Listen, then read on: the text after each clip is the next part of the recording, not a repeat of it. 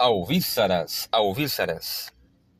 História da Igreja de Cristo, de Henri Daniel Rops.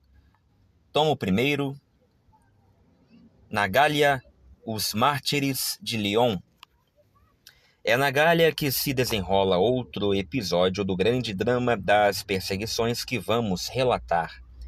Para os cristãos da França, a cena reveste-se de particular importância, porque foi a primeira manifestação que trouxe a lume os princípios do Evangelho no seu país. Mas isto não quer dizer que a propaganda evangélica tivesse esperado pelo penúltimo quartel do século II para invadir a Gália. Sendo parte integrante do Império há 200 anos, ligada a Roma por um comércio importante, aberta ao Mediterrâneo por grandes portos e atravessada por estradas admiráveis, não se compreende que a terra francesa pudesse ficar fora da semeadura cristã. As tradições que reivindicam para esta ou aquela comunidade uma origem gloriosa e cheia de prodígios, bem como algumas descobertas arqueológicas recentes, permitem pensar que o cristianismo chegou à Gália muito cedo. Com relação, inclusive, aos prodígios dos quais eu falei, é dito na nota de rodapé: é impossível entrar aqui em pormenores sobre essas tradições que têm o encanto do regional e do folclórico. A mais célebre é a que relaciona a fundação da igreja de Marsella com a família de Betânia, Lázaro, Marta e Maria, trazidos miraculosamente até a costa provençal. Regra geral, a característica comum destas tradições é estabelecer um laço de ligação com Cristo por intermédio de personagens que o conheceram. Santo Afrodísio de Béziers seria o hospedeiro que recebeu no Egito a Sagrada Família. Santo Amador de Autun, o servo da Virgem e do Menino. Santo Amador de Carros seria o pseudônimo de Zaqueu, o bom publicano. São Restituto de São Paul de Chateau, o cego de nascença, a quem Jesus deu a vista. São Rufo de Avignon, o filho de Simão Cireneu. São Marcial de Limoges, a criança que Jesus abençoou. Associam-se ao período apostólico outros missionários e fundadores ilustres. São Trofino de Arles, São Clemente de Viena, são considerados discípulos de São Paulo. São Diniz de Paris, um dos convertidos do grande apóstolo. Rennes reivindica São Lucas e não há membro do grupo dos 72 discípulos que não se cite aqui ou acolá na França. Acerca desta questão, que já suscitou muitas controvérsias, aí ele dá a bibliografia, principalmente do Quesnay e Delisle, entre outros autores ali. Pelé também, entre outros autores, todos franceses, para consulta. Muito bem. E sobre as descobertas arqueológicas recentes de que falamos, ele diz o seguinte: principalmente uma inscrição conservada em Marsella e que parece estabelecer como certos 2 mártires contemporâneos dos de Lyon. Então veja, uma inscrição conservada em Marsella e que parece estabelecer como certos 2 mártires contemporâneos dos de Lyon.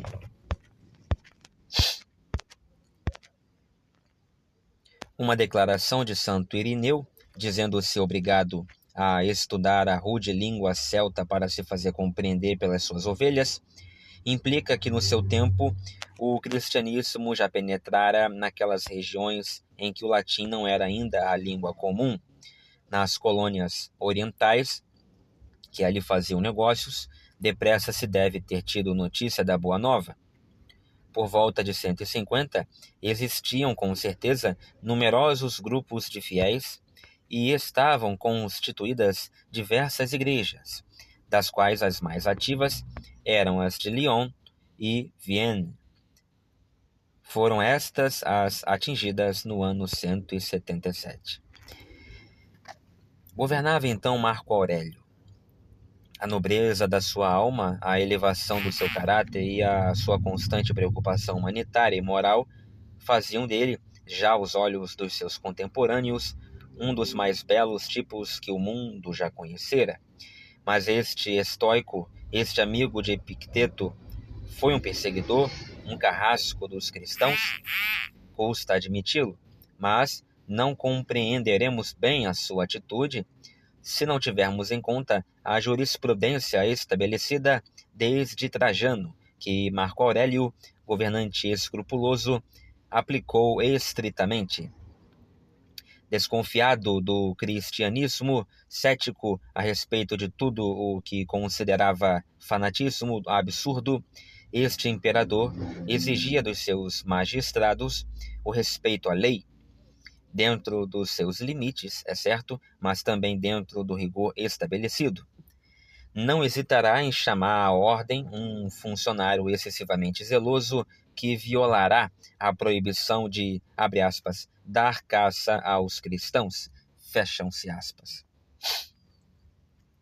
Mas, sempre que surgir uma denúncia regular e uma queixa na forma devida, ordenará que o processo siga o seu curso legal, e o seu humanismo estoico não irá ao ponto de proibir as abominações do circo que à época parecia exigir.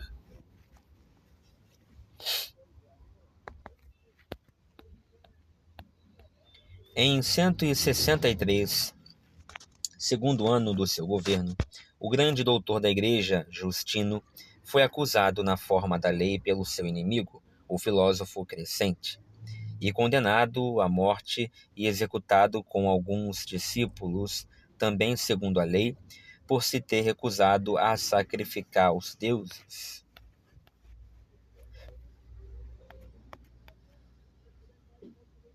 Em Lyon, no ano 177, o caso teve características diferentes.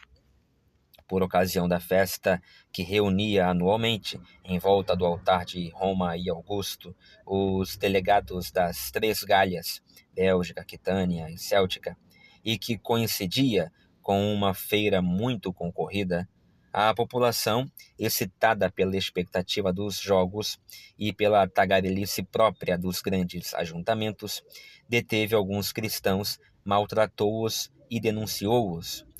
Fossem novatas ou pusilânimes, as autoridades civis e militares cederam à pressão e iniciaram o processo.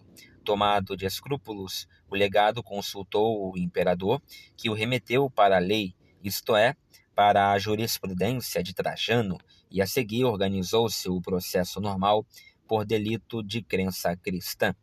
Tal como foi consignada por escrito, no dia seguinte do acontecimento, esta perseguição constitui uma das páginas mais horrorosas e ao mesmo tempo mais sublimes da história do cristianismo nascente.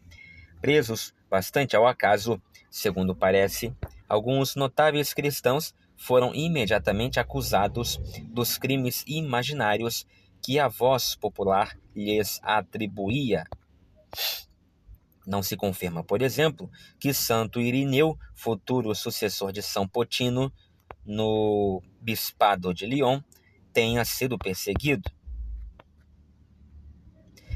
Quiseram que uma jovem escrava batizada, Blandina, se prestasse também a essas infâmias, e como ela parecia fraca de corpo e de espírito, os seus senhores não estavam muito tranquilos. No entanto, cheia da força de Deus, respondeu: Sou cristã, e entre nós não se pratica mal algum. Os verdugos chegaram a revezar-se para arrancar-lhe qualquer confissão, mas foi tudo em vão. E os cristãos, admirados com tão grande força de alma durante a tortura, numa menina e com tanta grandeza moral numa simples serva. Reconheceram nela a porta-voz do próprio mestre, para quem é grande honra aquilo que os homens têm como desprezível e que leva mais em conta o poder do amor do que as vãs aparências. A serva Blandina, escreverá Renan, mostrou que se tinha consumado uma revolução. A verdadeira emancipação do escravo, a emancipação pelo heroísmo, foi em grande parte obra sua. Iniciado o processo, a primeira vítima foi Potino, bispo de Lyon, que contava na ocasião 90 anos. Havia já muito tempo que viera da sua Ásia natal e que governava a comunidade leonesa. Abro aspas. De saúde muito débil, mal podia respirar, tão gasto como estava o seu corpo. Mas o ardor do espírito deu-lhe forças, porque ansiava, pelo martírio. Levado de rastros ao tribunal, com o corpo alquebrado, mas com a alma intacta, prestou um testemunho de fé admirável. O governador prestou-lhe qual era o Deus dos cristãos. O governador perguntou-lhe qual era o Deus dos cristãos. Abro aspas. Sabê-lo-ás quando fores digno disso, fecho aspas, respondeu. Foi então arrastado brutalmente e ainda mais maltratado. Encheram-no de pontapés e pancadas, sem qualquer respeito pela sua vida. E os que se encontravam mais afastados atiravam-lhe com tudo o que tinham à mão. Pensaram que assim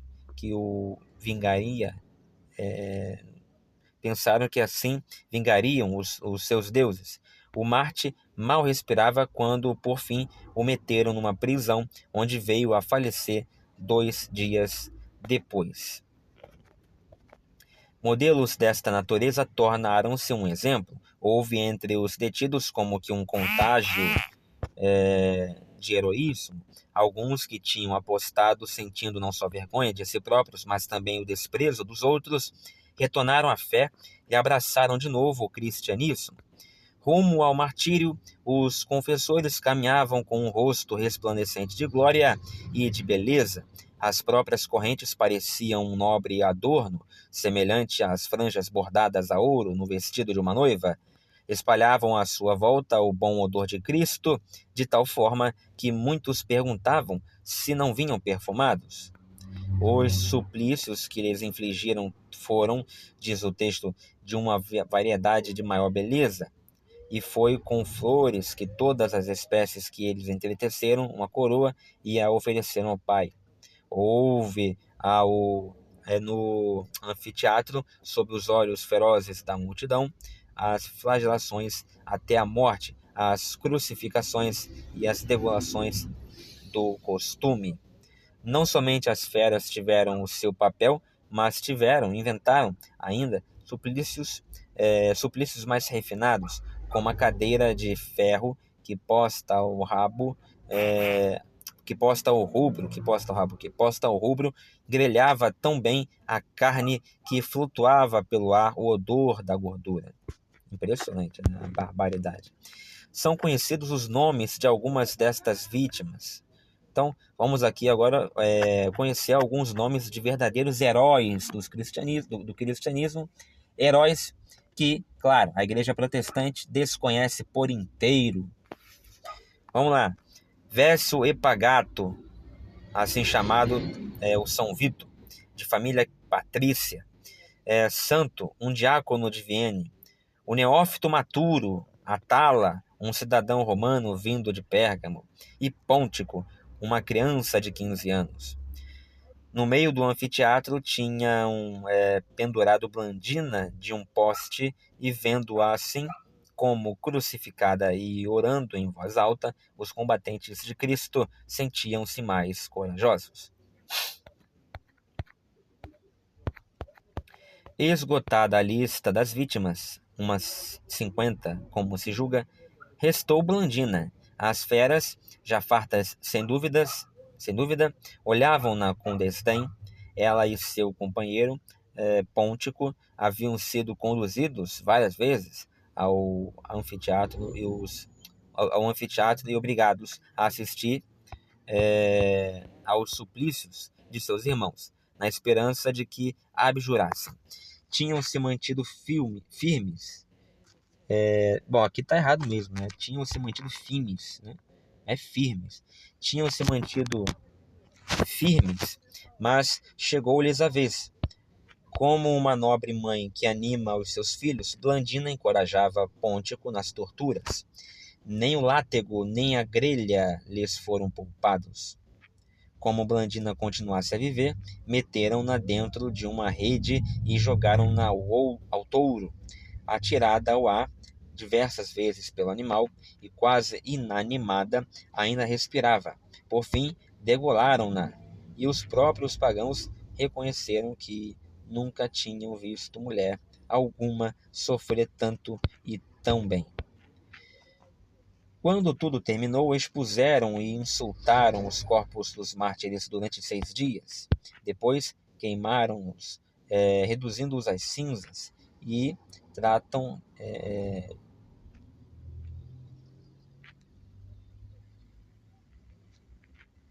muito bem. Quando tudo terminou, expuseram e insultaram os corpos dos mártires durante 6 dias. Depois queimaram-nos, reduzindo-os a cinzas, e atiraram estas ao ródano, para que nada restasse. E como estavam bem a par dos dogmas cristãos e sabiam da esperança que os sustinha, ainda que não soubessem medir o seu alcance espiritual, os adversários diziam ao espalharem as cinzas: vejamos se agora o seu Deus os ressuscita. Então veja que na própria afirmação aqui dos soldados, né, havia a crença de que Deus ressuscitará no porvir o corpo, né, também, não só a alma. Isso estou colocando ressuscitar a alma, na verdade a gente sabe, né, pela metafísica aristotélico-tomista, que não se ressuscita uma natureza intelectual, mais forma que matéria, nesse caso só forma e não matéria, com uma alma, né? Não se ressuscita uma alma.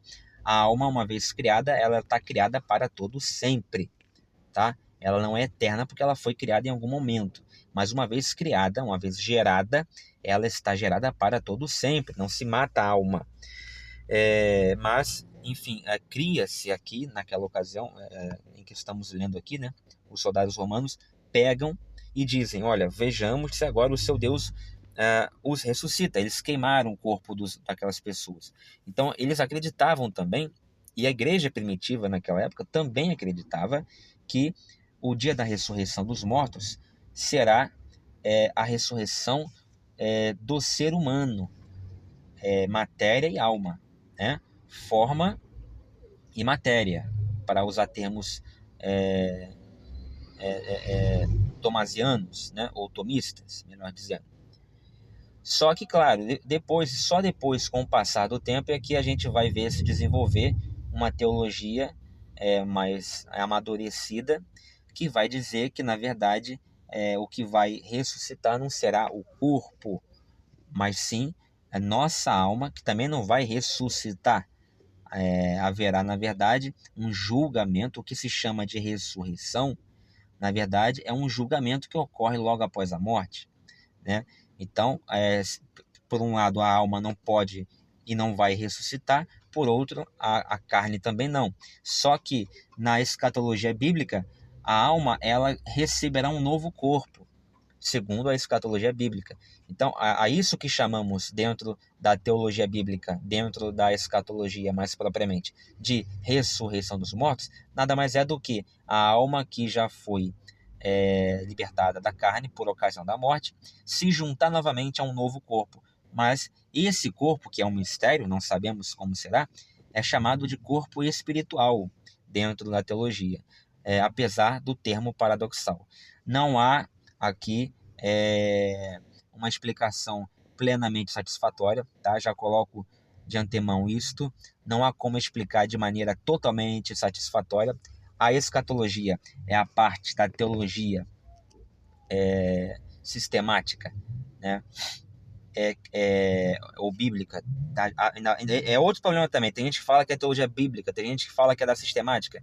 Então, vamos colocar aqui a escatologia, seja ela você entendendo como da teologia bíblica, seja ela você entendendo como pertencente à teologia sistemática, tá ok? A escatologia, ela é uma ciência muito mole, né? Se é que se pode chamar de ciência. Na verdade, é um tratado da teologia que também, né, há dúvidas se pode chamar de ciência, a própria teologia como um todo. Então é muito complicado você dizer, não, a ressurreição dos mortos vai ser assim, pá. E aí vai ser assim como? Ninguém foi e voltou para contar. Ninguém esteve lá no dia da ressurreição e voltou para contar. E a própria revelação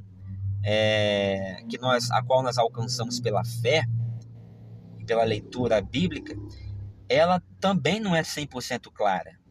Não é questão de não ter fé. Não, a gente tem a fé para poder falar, para poder ensinar, para poder aprender, para poder ler as passagens escatológicas. Só que as próprias passagens escatológicas, elas não amarram tudo muito bem amarrado, a ponto de não restarem dúvidas. Tá ok? Bom, então ficou aqui esta observação para mostrar para vocês que no início da igreja primitiva, todos, dentro e fora da igreja, acreditavam que o dia da ressurreição dos mortos será o dia em que Deus ressuscitará a alma e o corpo, ou ressuscitará pelo menos o corpo. Por quê? Porque eles acreditavam que esse corpo que agora morre aqui embaixo na terra um dia será reavivado. E tanto acreditavam nisso que, como prova disto, está aí o texto em que lemos os soldados dizendo, após queimarem os corpos dos cristãos: vejamos se agora o seu Deus os ressuscita. Há outras passagens também da literatura eclesial, da patrística principalmente, em que nós vemos também esta crença, né, de que o corpo ressuscitará, o nosso exato corpo, do tamanho, da forma, da matéria que ele é composto agora, neste exato momento. E aí, para finalizar o nosso vídeo, como corolário disto tudo, como consequência desta crença muito primitiva, ainda hoje, nos nossos dias, nós vemos igrejas, né, seitas, ou mesmo heresias, que acreditam, né, que este corpo será reavivado, né, será, enfim, vamos colocar assim, rejuvenescido, né, porque ele apodrecerá embaixo da terra. Então ele vai ter que sofrer um processo não apenas de reavivamento, mas de rejuvenescimento, porque senão o corpo com o qual entraríamos no céu e lá habitaríamos seria um monte de caveiras, né? Ou seria um céu de caveiras, o que parece muito estranho, muito inverossímil. Então, mais do que o ressuscitamento ou a ressurreição, aconteceria também, segundo esta crença, um rejuvenescimento. Aí começam os problemas. Rejuvenescimento até que idade? Até a idade da morte ou até a idade da juventude e tal. Começam os problemas. E, por fim, para finalizarmos, como eu dizia, algumas igrejas, seitas, heresias, até hoje acreditando nisto, eles por exemplo, não doam sangue, né? Por exemplo, e por que não os testemunhas de Jeová, por exemplo, não doam sangue? Por que não doam sangue? Não doam sangue, entre outras argumentações, porque eles acreditam que no dia da ressurreição, o nosso corpo, com este sangue que agora corre nas veias neste exato momento, será ressuscitado desta maneira que está agora. Então, se você doar o sangue, como que você vai depois recuperar essas células hepáticas, né? Aliás, essas células, as hemácias, né? Células sanguíneas. Como é que você vai recuperar isso, né? Mas aí continuam os problemas, porque se você ejacula, o sêmen foi embora, e aí? Como é que você vai recuperar aquele sêmen? Ah, mas que produz mais. Mas o sangue também produz. Se você machuca, corta, sai sangue, o sangue também produz. Qual o problema de você doar um pouco de sangue? Depois ele vai reproduzir, vai recuperar o mesmo volume, né? Também não doam órgãos, os testemunhas de Jeová também não doam órgãos, porque também como é que eu vou doar, sei lá, um órgão qualquer, um pulmão, seja o que for, como é que eu vou, mesmo morto, né? Como é que uma pessoa morta, que faleceu na família, como é que eu enquanto testemunha de Jeová, hipoteticamente aqui falando, como é que eu vou doar, ou vou permitir que peguem um órgão do meu falecido, da minha falecida esposa, do meu falecido filho, etc., e doem para os outros, né? Se eu, enquanto testemunha de Jeová, quero o ver na glória, né, de maneira integral, né? Então eu não vou querer que meu filho, ou seja meu esposo, seja o que for, aqui nesse exemplo, não vou querer que ele lá na glória, ao reencontrá-lo lá na glória, ele esteja sem um órgão no corpo, né? Não vou querer isso. Então veja, este raciocínio bizarro, pueril, né, para dizer o mínimo, é caudatário, é consequência deste entendimento primitivo de aspectos da escatologia, lá nos primeiros séculos do primeiro milênio, tá entendendo? Então veja como certos problemas teológicos, neste caso aqui um problema escatológico, veja como certos problemas teológicos lá do começo da igreja instam em perseverarem nos nossos dias e incrivelmente encontram muitos adeptos. Para toda heresia há um sem número de pessoas ansiosas por heresiar. Esta que é a verdade. Você cria uma heresia, opa, você vai ter atenção. Se você não tem atenção hoje, você se acha uma pessoa sem amizade, sem seguidores, né? Sem ninguém para conversar, sem admiradores, rapaz, vira herege, que você vai ter um mundaréu, um mor de gente atrás de você, babando o seu ovo, né? Bom, então espero que vocês tenham gostado. Até o próximo vídeo, se Deus quiser.